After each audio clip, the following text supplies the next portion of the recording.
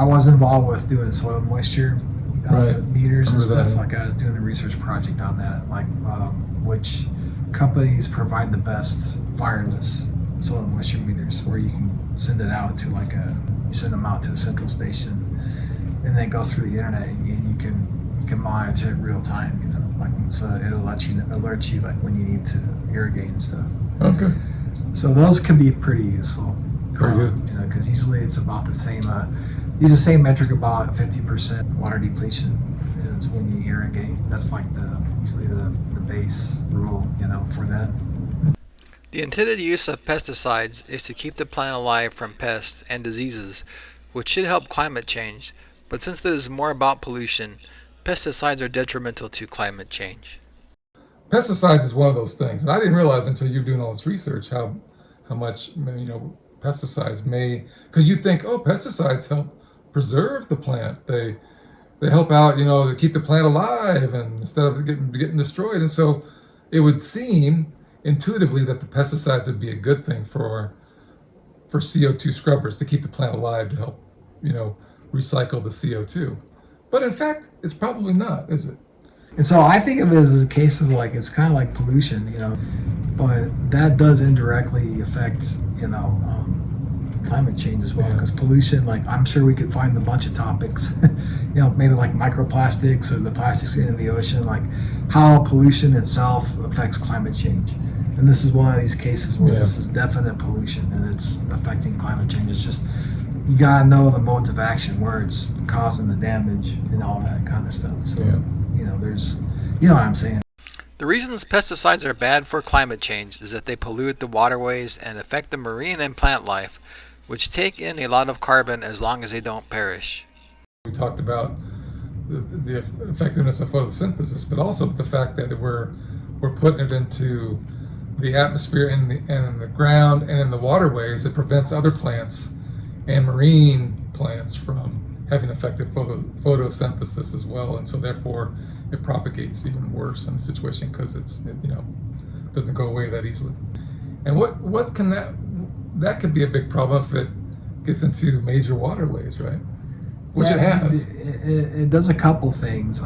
So the marine life, they actually photosynthesize much more efficiently than the land plants do. So they're a bigger carbon sink. So if those plants start to perish, then it's like the fungi. You're taking away another source of carbon dioxide, preventing it from being captured and used, right? Sequestered, and so it will cause that to happen. And in fact, there is a case where there was over 25 million gallons, I think, of DDT just dumped off of the shores of Santa Barbara in California. I don't know how long ago that was. And the other thing that's not good about the pesticides accumulating and then washing off into the waterways is that it can partially probably contribute to eutrophication. Yeah, eutrophication. And that's not good because like we were talking about in past climate change videos, those give off harmful GHG gases.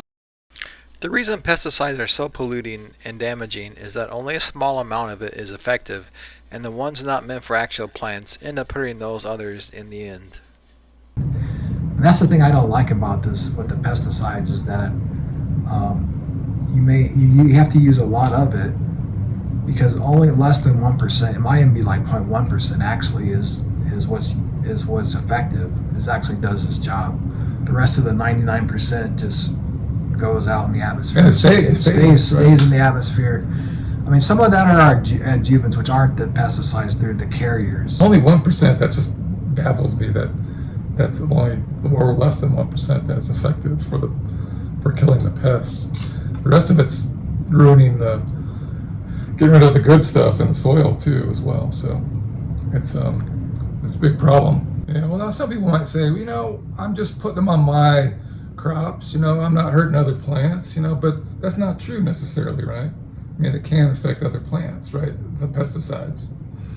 Yeah, for example, the one that a lot of people use is glyphosate.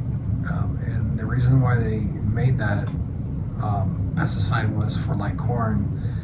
When you're about to harvest it, it gets very moist in those areas where they grow in the Midwest. And so it gets moist, so they add this glyphosate into it so it'll dry it out. Like a desiccant type of thing. Like a desiccant. When you do that, it gets into the air is so prevalent that it affects other plants. Right. It dries them out before they're supposed to, and their photosynthesis therefore gets affected. Pesticides also promote the growth of more pests and directly affects climate change because of what it is made from.